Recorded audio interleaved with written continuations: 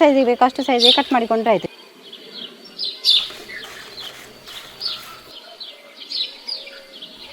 Colour ನೋಡಿ ಅಂತ ಹೇಗೆ ಬಂದಿದೆ ಅಂತೇಳಿ.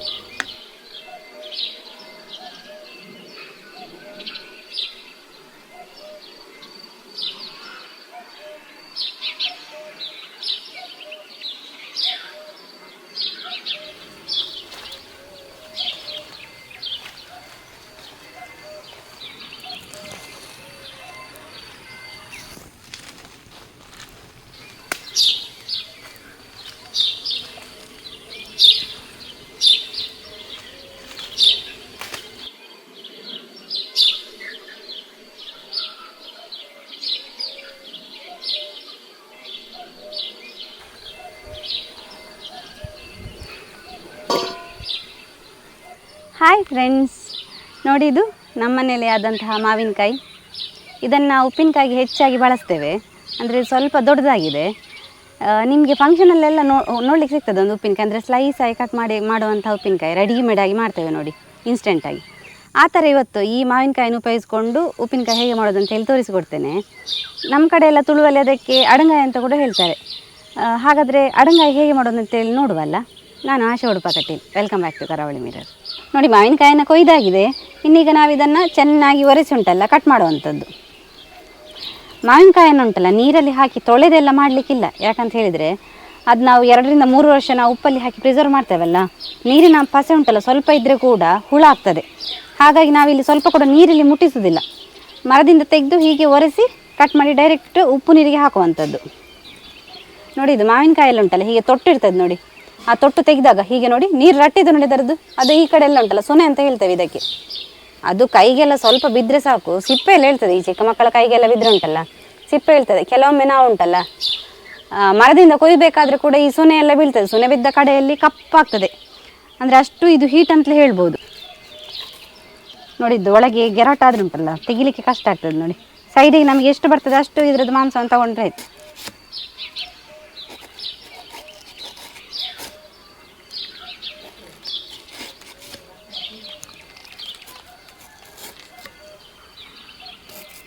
ಚೆನ್ನಾಗಿ ಸ್ವಲ್ಪ ಕೂಡ ಇದರದ್ದು ಒಳಗೆ ಪೋರ್ಷನ್ ಉಳಿಯೋದಾಗಿ ನಾವು ಹೀಗೆ ಕಟ್ ಮಾಡಿ ತಗೋಬೇಕು. ತುಂಬ ಫ್ರೆಶ್ ಉಂಟು ನೋಡಿ.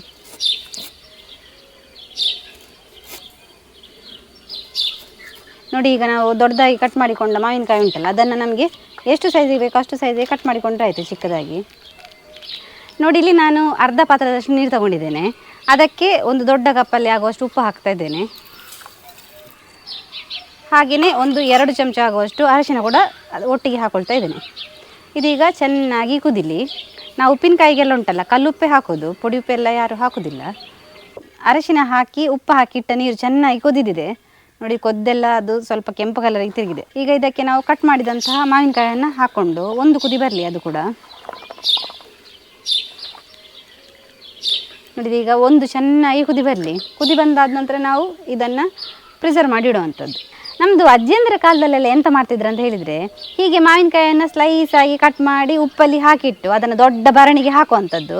ಮತ್ತು ನಾವು ಎಲ್ಲಿ ಮೊದಲೆಲ್ಲ ಒಲೆಯಲ್ಲಿ ಬೆಂಕಿ ಮಾಡ್ತಿದ್ವಲ್ಲ, ಒಲೆಯಲ್ಲಿ ಬೆಂಕಿ ಮಾಡುವಾಗ ಒಲೆ ಬೆಂಕಿ ಉಂಟಲ್ಲ ಹೊಗೆಯೆಲ್ಲ ಯಾವ ಕಡೆ ಬರ್ತದೆ ಅಲ್ಲಿ ಒಂದು ದೊಡ್ಡ ಮರದ ಮೇಲೆ ಆ ಭರಣೆ ಇಡ್ತಾಯಿದ್ರು. ಅಂದರೆ ಅದು ಹಾಗೆ ಹೊಗೆ ಹೋಗ್ತಾ ಇದ್ರಂತೆ 2 ರಿಂದ 3 ವರ್ಷ ಅಥವಾ ಅದಕ್ಕಿಂತ ಜಾಸ್ತಿ ಕೂಡ ಉಂಟಲ್ಲ ಹಾಗೆ ಪ್ರಿಸರ್ವ್ ಮಾಡ್ಬೋದಂತೆ.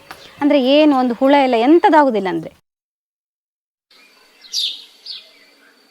ನೋಡಿ, ನಮ್ಮದು ಮಾವಿನಕಾಯಿ ಉಂಟಲ್ಲ ರೆಡಿಯಾಗಿದೆ ನೋಡಿ. ಯೆಲ್ಲೋ ಕಲರ್ ಬಂತು, ಹಸಿರಿನಿಂದ ಯೆಲ್ಲೋ ಕಲರಿಗೆ ತಿರುಗಿದೆ ನೋಡಿ. ಇನ್ನು ಇದು ಸ್ವಲ್ಪ ತಣ್ಣಗೆ ಆದ ನಂತರ ನಾವು ಭರಣಿಗೆ ಹಾಕಿಟ್ರೆ ಆಯಿತು. ಅದನ್ನು ನಾವು ಯಾವಾಗ ಬೇಕು ಆವಾಗ ಯೂಸ್ ಮಾಡಿಕೊಂಡ್ರೆ ಆಯಿತು. ನೋಡಿ, ಮೊದಲಿಗೆ ಇಲ್ಲಿ ನಾನು 1 ಚಮಚದಷ್ಟು ಎಣ್ಣೆ ಹಾಕ್ಕೊಳ್ತಾ ಇದ್ದೇನೆ. ಅದಕ್ಕೆ 100 ಗ್ರಾಮ್ ಅಷ್ಟು ಬ್ಯಾಡಗಿ ಮೆಣಸಿನಕಾಯಿ ತೊಗೊಂಡಿದ್ದೇನೆ. ಇದನ್ನೀಗ ಚೆನ್ನಾಗಿ ಹುರಿದುಕೊಳ್ಬೇಕು. ನಾನೊಂದು 25 ರಿಂದ 30 ಗುಂಡು ಮೆಣಸಿನಕಾಯಿ ತೊಗೊಂಡಿದ್ದೇನೆ. ಇದು ನಮಗೆ ಖಾರಕ್ಕೆ. ಈಗ ಇದನ್ನು ಚೆನ್ನಾಗಿ ರೋಸ್ಟ್ ಮಾಡ್ಕೋಬೇಕು. ಇದಕ್ಕೆ ನಾನು ಅರ್ಧ ಚಮಚ ಆಗುವಷ್ಟು ನೋಡಿ ಹಿಂಗನ್ನು ಹಾಕ್ಕೊಳ್ತಾ ಇದ್ದೇನೆ.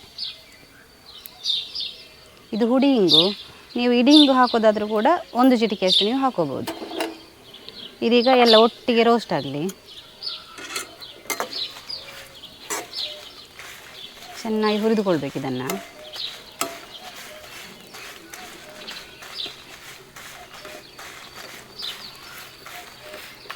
ಇದು ಮೆಣಸು ಸ್ವಲ್ಪ ಉಬ್ಬಿ ಬರುವಷ್ಟು ರೋಸ್ಟ್ ಆದರೆ ಸಾಕಾಗ್ತದೆ. ಸ್ವಲ್ಪ ಉಬ್ಬಿ ಬಂದಿದೆ ನೋಡಿ.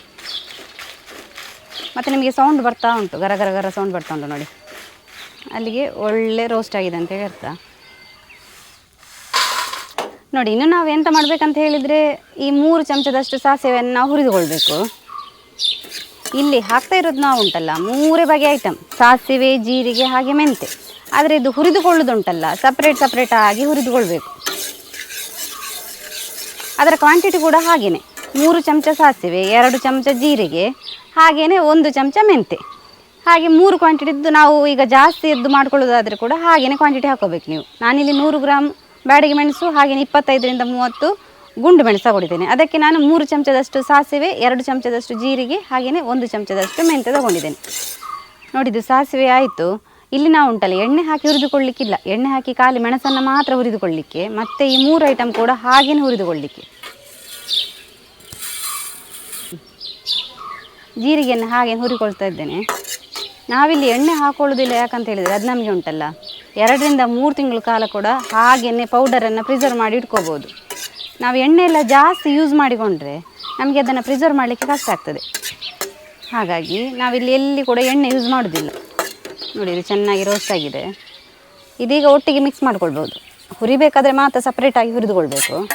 ಹಾಗೆಯೇ 1 ಚಮಚದಷ್ಟು ಮೆಂತೆಯನ್ನು ಹುರಿದುಕೊಳ್ಳುವ. ನೋಡಿ, ಇದೀಗ ಸ್ವಲ್ಪ ಕೆಂಪು ಬಣ್ಣ ತಿರುಗಿದೆ ನೋಡಿ, ಇಷ್ಟಾದರೆ ಸಾಕು. ಇನ್ನು ನಾವು ಇದನ್ನೆಲ್ಲ ಒಟ್ಟಿಗೆ ಮಿಕ್ಸಿಗೆ ಹಾಕಿಕೊಳ್ಳುವ. ಮೆಣಸನ್ನು ಹಾಕಿಕೊಳ್ತಾ ಇದ್ದೇನೆ. ಸಣ್ಣ ಪೌಡ್ರ್ ಆಗಬೇಕಿದ್ದು, ತುಂಬ ನೈಸಾಗಿ ಆಗಬೇಕು, ಆವಾಗ ಒಳ್ಳೆಯದಾಗ್ತದೆ. ನೋಡಿ, ಇದು ಪೌಡ್ರ್ ಇಷ್ಟು ಸಣ್ಣ ಆದರೆ ಸಾಕು. ನೋಡಿ ಕಲರ್ ನೋಡಿ ಹೇಗೆ ಬಂದಿದೆ ಅಂಥೇಳಿ. ನೋಡಿ, ಇನ್ನು ಈ ಪೌಡರನ್ನು ಉಂಟಲ್ಲ ನಿಮಗೆ 2ರಿಂದ 3 ತಿಂಗಳ ಕಾಲ ಕೂಡ ಪ್ರಿಸರ್ವ್ ಮಾಡಿ ಇಡ್ಬೋದು, ಏನಾವುದಿಲ್ಲ. ಮೆಣಸು ತುಂಬ ಘಾಟು ಉಂಟು, ತುಂಬ ಕೈಯೆಲ್ಲ ಉರಿತಾ ಉಂಟು.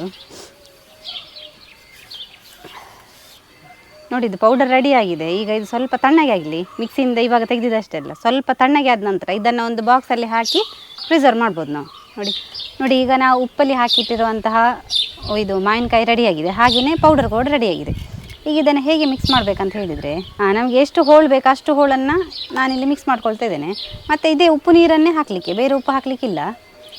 ಎಷ್ಟು ನೀರು ಬೇಕು ಅಷ್ಟು ನೀರು ಹಾಕ್ಕೊಂಡು ನಾವು ಮಿಕ್ಸ್ ಮಾಡಿಕೊಂಡ್ರೆ ಆಯಿತು. ಹಾಗೆಯೇ ಪೌಡರ್ ಕೂಡ ಮಿಕ್ಸ್ ಮಾಡುವಾಗ ಎಷ್ಟು ಬೇಕಂತೇಳಿ ನೋಡಿ ಹಾಕೋದು. ತುಂಬ ಹಾಕಿದರೆ ಖಾರ ಆಗ್ತದೆ. ನಾನೊಂದಿಲ್ಲಿ 3ರಿಂದ 4 ಸ್ಪೂನ್ ಹಾಕ್ಕೊಳ್ತಾ ಇದ್ದೇನೆ. ಕಲರ್ ನೋಡಿ ಅಂತ ಹೇಗೆ ಬಂದಿದೆ ಅಂತೇಳಿ, ಒಳ್ಳೆ ಪರಿಮಳ ಕೂಡ ಬರ್ತಾ ಉಂಟು.